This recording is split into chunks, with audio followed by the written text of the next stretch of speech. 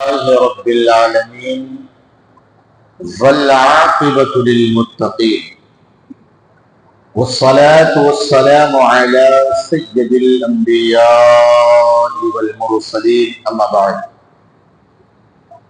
فأعوذ بالله من الشيطان الرجيم بسم الله الرحمن الرحيم إن الله وملائكته يصلون على النبي يا أيها الذين آمنوا صلوا عليه وسلموا تسليما اللهم صل على سيدنا مولانا محمد وبارك وسلم صلوا عليه الصلاة والسلام عليك سيدي يا رسول الله صلى الله تعالى عليه وسلم بسم الله الرحمن الرحيم يحسبون الأحزاب لم يذهبوا وإن يأتي الأحزاب يودوا لو أنهم بادون في الأعراب يسألون عن أنبائكم ولو كانوا فيكم ما قاتلوا إلا قليلا وہ سمجھ رہے ہیں کہ کافروں کے لشکر ابھی نہ گئے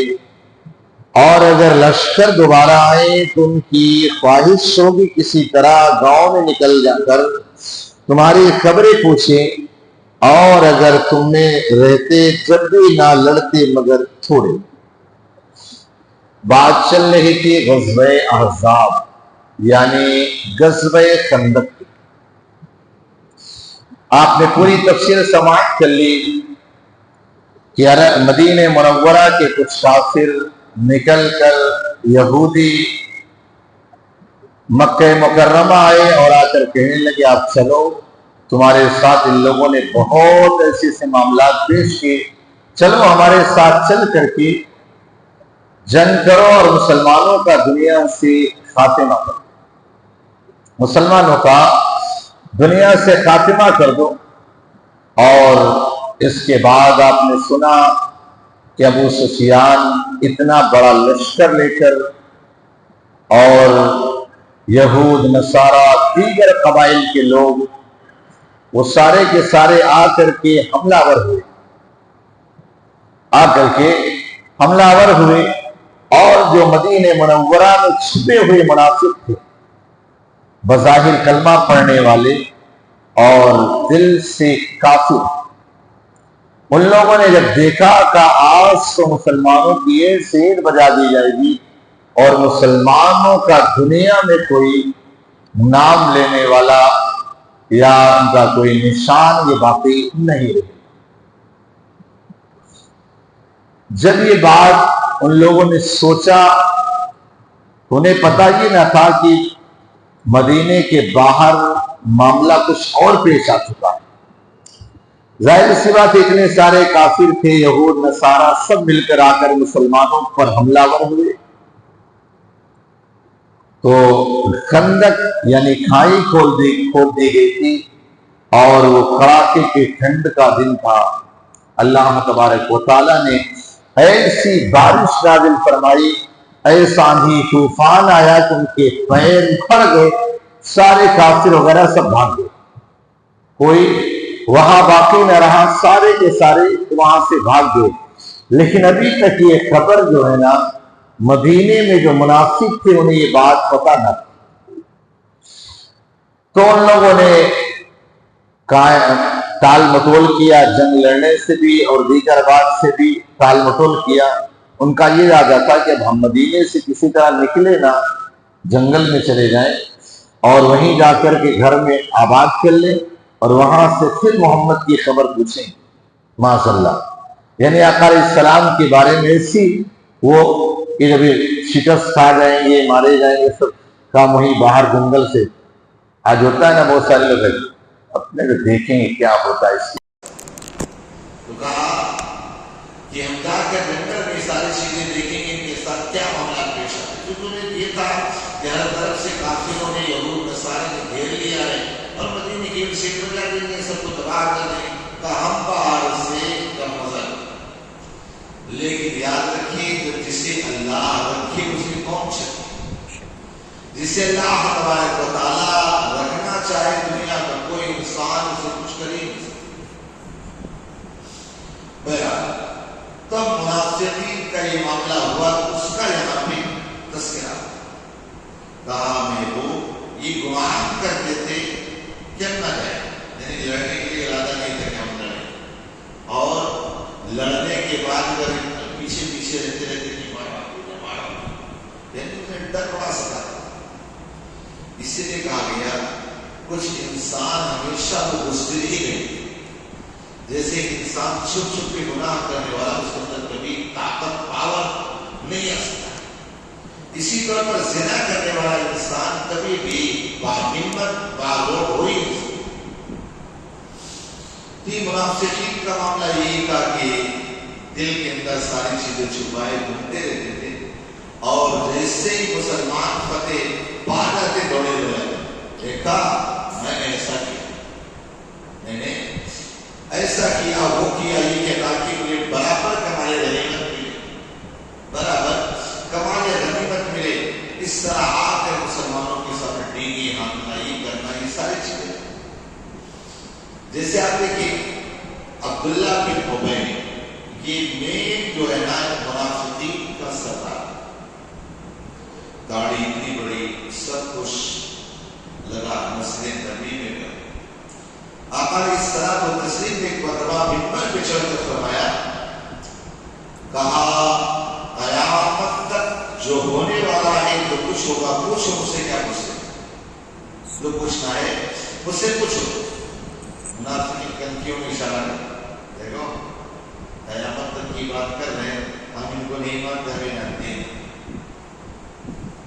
حضرت عمر رضی اللہ عنہ ہاتھ میں آقا علیہ السلام منافق کرتے ہیں، ابھی اس کا حکم نہیں ہے، ابھی اس کا حکم نہیں ہے۔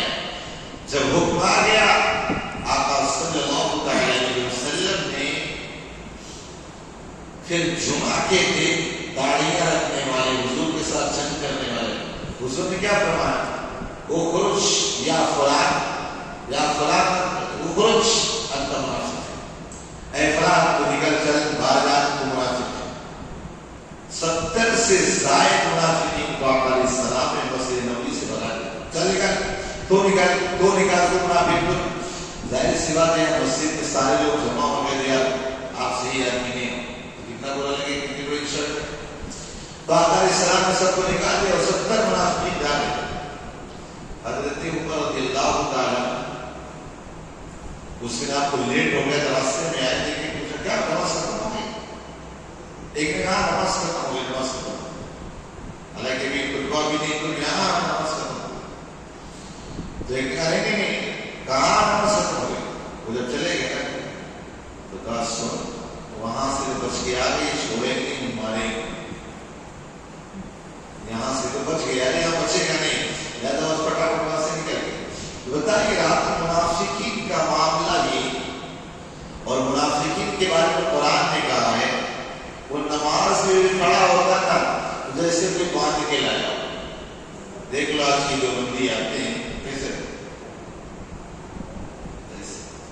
اور اس کے بعد پھر رکوع سجدہ کرنے کا ایسا جیسے زبردستی میں کسی نے لا کے کھڑا کر دیا، تو ان کا حال اور معاملہ یہ ہوگا۔ اس آیت کریمہ میں منافقین کی اسی حال کو بیان کیا گیا۔ کہا دیکھو جنگ کی بات اسی طرح دیکھیں، ان منافقین نے باضابطہ طور پر ایک مسجد زرار بنائی مدینے کے بعد، اس لیے صرف اس لیے تاکہ یہ حضور کے خلاف کی سازشوں کا اڈا بن جائے، اور یہاں حضور کے خلاف میں کیسا مشن چلاتا ہے، مسجد کی مدینے کے باہر بنائی مسجد زرار۔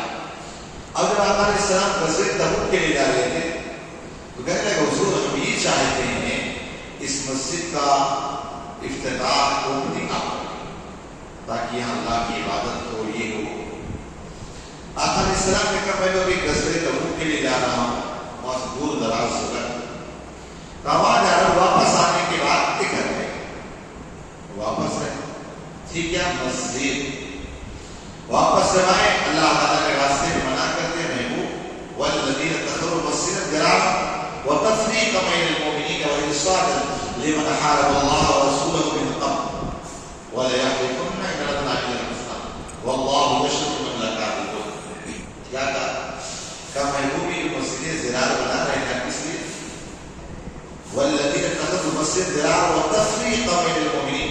کہا اس لیے تاکہ مسلمانوں میں تفرقہ ڈالے، مسلمانوں میں آپس میں لڑائیاں ڈالے. وَإِنْصَارِ الْمُؤْمِنِ اور مسلمانوں کے بارے میں ہاتھ لگا کے بیٹھے، موقع ملے تو تمام. اور اس کی وجہ سے اللہ اور اس کے رسول سے جنگ کرے کہ اللہ گواہی دیتا ہے کہ یہ لوگ جھوٹے. اب اس کے بعد آقا علیہ السلام نے مولا کائنات علی مرتضیٰ اور حضرت عمر رضی اللہ عنہ چند صحابہ کرام کو بھیجا کر جاؤ اس مسجد کا نکالا، مسجد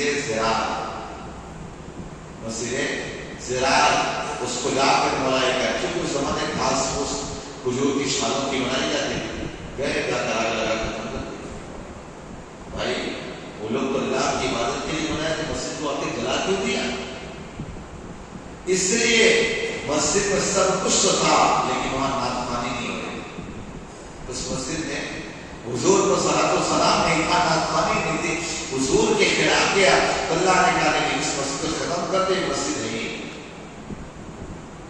اب آج جن مسجدوں کو وہ لوگ کہتے ہیں مسجد، ان مسجدوں کے اندر یہ کہا جائے مثلا نبی کو دیوار کے پیچھے میں جو نہیں تھا، نبی کو 40 سال کے بعد نبوت ملی، یہ سارے الفاظ اگر کہیں جا رہے ہوں تو آپ کیا سمجھتے ہو؟ مسجد کہلانے کے لائق ہے؟ مسجد کہلانے کے لائق نہیں. بہرحال آج کا جو ہماری درس ہے وہ یہ ہے کہ منافقین کے عمل سے اپنے آپ کو بچائیں. جو اندر ہو وہی باہر، یہ نہ ہو کہ زبان پر کچھ اور ہو دل میں کچھ اور.